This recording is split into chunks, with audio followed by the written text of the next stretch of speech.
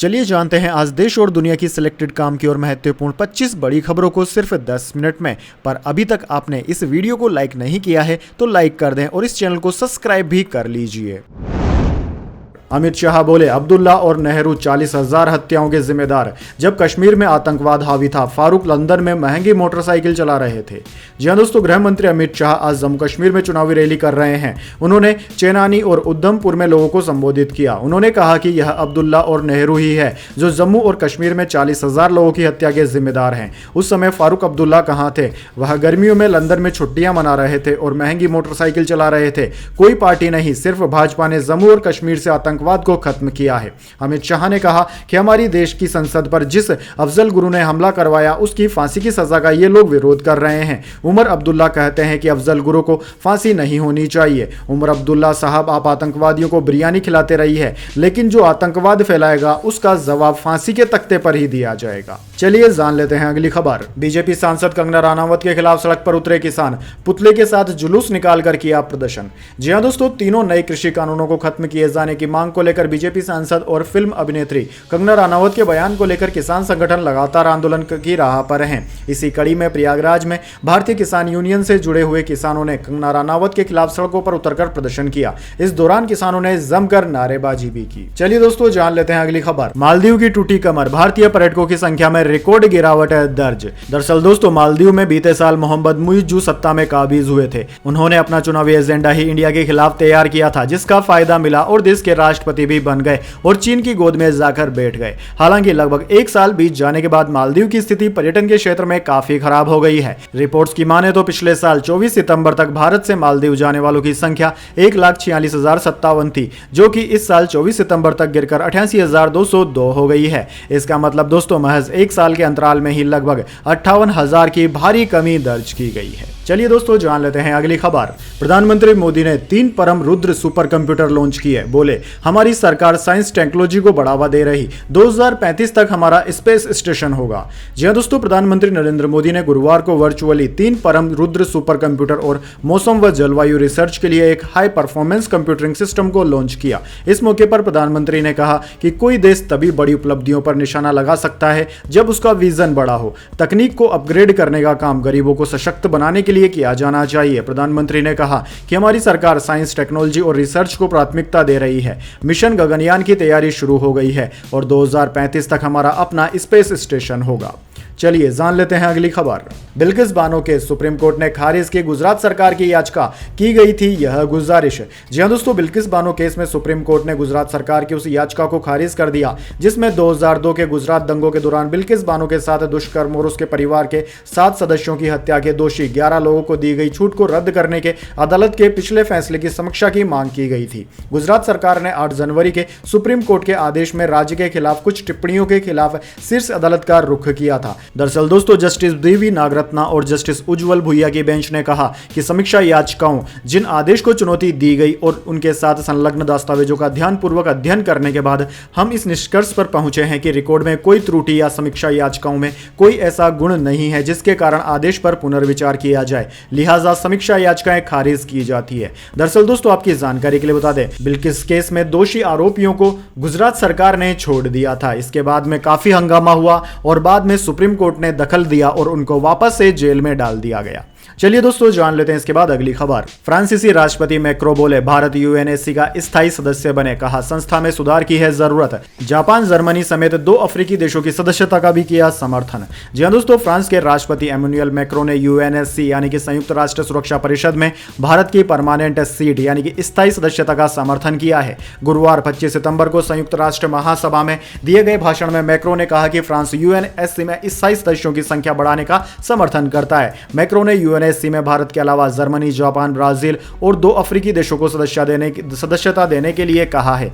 उन्होंने इसे यूएनएससी को समावेशी बनाने के लिए जरूरी कदम बताया है। इसके अलावा मैक्रो ने संस्था के काम में बदलाव के लिए इसमें जरूरी सुधारों की जरूरत की भी मांग की है। दरअसल दोस्तों, आपकी जानकारी के लिए बता दें, यूएनएससी यानी कि सुरक्षा परिषद संयुक्त राष्ट्र संघ की सुरक्षा परिषद एक यूनिट है जिसके अंदर 5 प्रमुख सदस्य देश हैं, जिनमें भारत की हमेशा से सिफारिश होती है, लेकिन भारत अभी तक भी इसका स्थायी सदस्य नहीं बन पाया है। दोस्तों आपको बता दें, जो 5 स्थायी सदस्य हैं उनके पास वीटो का पावर है, यानी कि अगर वो किसी बिल को रोकना चाहते हैं तो अपने वीटो के पावर से किसी भी बिल को रोक सकते हैं।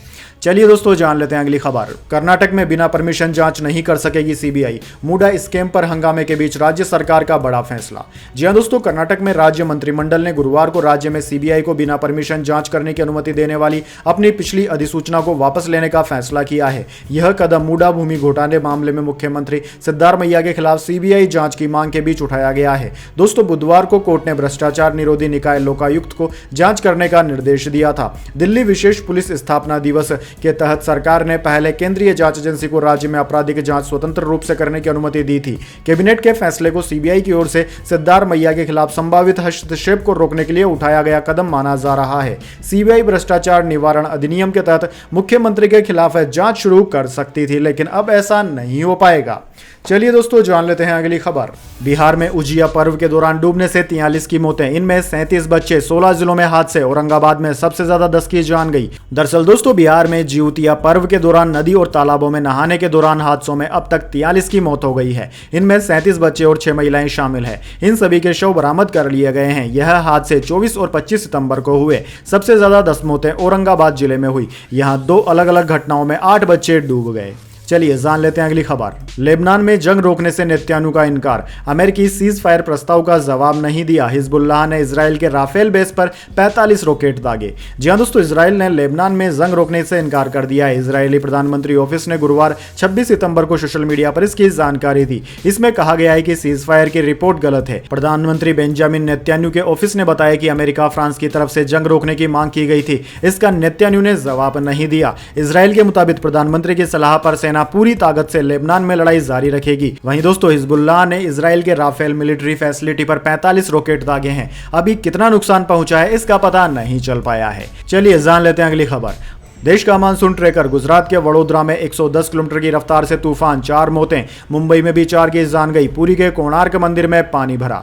जी हां दोस्तों, मुंबई और गुजरात में पिछले 24 घंटे में तूफान और बारिश के चलते 8 लोगों की जान चली गई। मुंबई में बुधवार शाम 5 घंटों में 3.9 इंच से ज्यादा बारिश हुई। सड़कों पर पानी भर गया और लोग जाम में फंस गए। मुंबई एयरपोर्ट पर 14 फ्लाइट्स डाइवर्ट करनी पड़ी। 4 लोगों की जान चली गई। इनमें एक महिला की मौत मैनहोल में गिरने से हुई। वहीं दोस्तों, मुंबई सहित पूरे महाराष्ट्र में आज भारी बारिश का रेड अलर्ट जारी है। मुंबई, ठाणे, पालघर, पुणे और पिंपरी चिंचवाड़ा में स्कूलों कॉलेजों में छुट्टियां कर दी गई। पुणे में प्रधानमंत्री मोदी की सभा होनी थी, लेकिन ग्राउंड में पानी भरने के चलते इसे रद्द करना पड़ा। गुजरात के सूरत में बुधवार शाम 2 घंटे में 2 इंच बारिश हुई। कदरसा और संग्रामपुर इलाके में नहरों में बाढ़ आ गई। ओडिशा में कई इलाकों में पिछले 24 घंटे से भारी बारिश हो रही है। पुरी में स्कूलों को बंद कर दिया गया है। वहीं दोस्तों, भारतीय मौसम विज्ञान विभाग यानी कि IMD ने अगले 24 घंटे के दौरान 7 राज्यों में भारी बारिश का अलर्ट जारी किया है। इन 7 राज्यों में पूर्वी उत्तर प्रदेश, उप हिमालय, पश्चिम बंगाल, सिक्किम, बिहार, कोंकण, गोवा, मध्य महाराष्ट्र और गुजरात शामिल है। इनमें बहुत ज्यादा भारी बारिश की संभावना है। इसके अलावा उत्तराखंड, पश्चिमी उत्तर प्रदेश, पश्चिमी मध्य प्रदेश, अरुणाचल प्रदेश, असम, मेघालय, नागालैंड, मणिपुर, मिजोरम और त्रिपुरा में भारी बारिश का अलर्ट है। चलिए जान लेते हैं इसके बाद अगली खबर।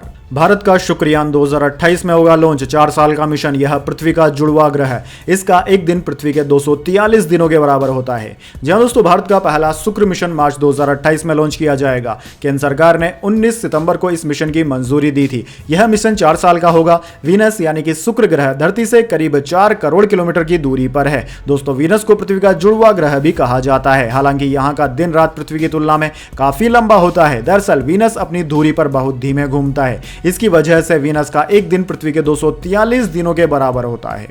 चलिए दोस्तों, जान लेते हैं अगली खबर। रूस पहली बार परमाणु नीति में बदलाव करेगा। हवाई हमले भी हुए तो न्यूक्लियर अटैक से देगा जवाब। रूस को बचाने के लिए यह जरूरी है। जी हां दोस्तों, बड़ी खबर है इस वक्त की। पूरी दुनिया महायुद्ध के संकट से घिर गई है। दरअसल दोस्तों, रूसी राष्ट्रपति व्लादिमीर पुतिन ने एक बार फिर से पश्चिम देशों को परमाणु हथियारों के इस्तेमाल की धमकी दी है। BBC की रिपोर्ट के मुताबिक पुतिन ने राजधानी मॉस्को में बुधवार को सुरक्षा परिषद की तत्काल बैठक बुलाई थी। इसमें उन्होंने कहा कि सरकार परमाणु हथियारों के इस्तेमाल से जुड़े नियम और शर्तों को बदलने जा रही है। पुतिन ने कहा कि देश के परमाणु नियमों में कई नई चीजें जोड़ी जाएंगी। इसमें रूस के खिलाफ मिसाइल या फिर ड्रोन हमलों के खिलाफ परमाणु हथियारों का इस्तेमाल भी शामिल है। अगर रूसी इलाके में बड़े पैमाने पर मिसाइल या ड्रोन हमला होता है जिससे देश की संप्रभुता पर गंभीर खतरा आ सकता है, तब भी रूस परमाणु हथियारों का इस्तेमाल कर सकता है। दोस्तों, अब तक रूस की पॉलिसी थी कि जब तक उसे लगेगा कि उसके ऊपर परमाणु हमला नहीं हो सकता, तब तक वह परमाणु हथियारों का इस्तेमाल नहीं करेगा। लेकिन अब अगर ड्रोन या फिर मिसाइलों से उसे ज्यादा हमले किए जाते हैं तो वह परमाणु हथियारों का इस्तेमाल कर सकता है। चलिए दोस्तों, जान लेते हैं अगली खबर। इजरायली एयर स्ट्राइक से हिजबुल्लाह को एक और झटका। ड्रोन यूनिट का चीफ मोहम्मद सरूर मारा गया। जी हां दोस्तों, इजरायली फाइटर जेट्स ने लेबनान के बैरूत शहर में गुरुवार को एयर स्ट्राइक की। इस बात की पुष्टि हिजबुल्लाह के मीडिया संगठन अल मयादीन ने भी की है। जिस इमारत में हिजबुल्लाह के ड्रोन यूनिट का चीफ मोहम्मद हुसैन सरूर छिपा हुआ था, उसके ऊपर इजरायली फाइटर जेट्स ने एक साथ कई मिसाइलें गिराई थी, जिसमें उसकी मौत हो गई है।